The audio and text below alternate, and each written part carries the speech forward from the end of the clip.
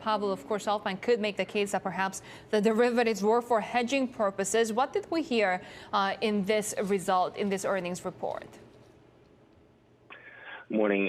Well, the Vision Fund results were not really a surprise. The $8 billion record profit they booked, we knew it was coming with DoorDash IPO and Uber shares soaring almost 40% in the last quarter.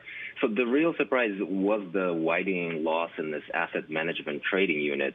They lost $2.7 billion on derivatives trading alone, and this is the same amount of loss they booked the previous quarter. This is a business that Masayoshi Son has personally started earlier last year when the stock markets crashed amid the pandemic, and the idea being to find a way to manage some of the excess cash they have on their balance sheet. It's operated by a unit called SB Northstar, of which Son somewhat controversially owns personally 1/3. One interesting point that Son did mention in the press is that he said the business is currently profitable in the quarter, somewhere around $1 billion profit, but we'll see how it ends up at the end of March.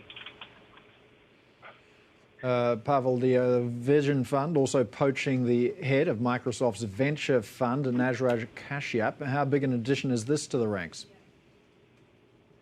You know what? This hire comes at a tail of a number of high-level departures at the fund.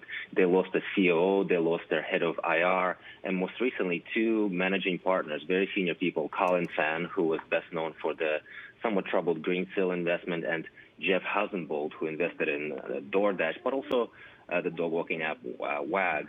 So it's certainly positive to have someone with deep experience in investment like Kashyap joining the team at this time.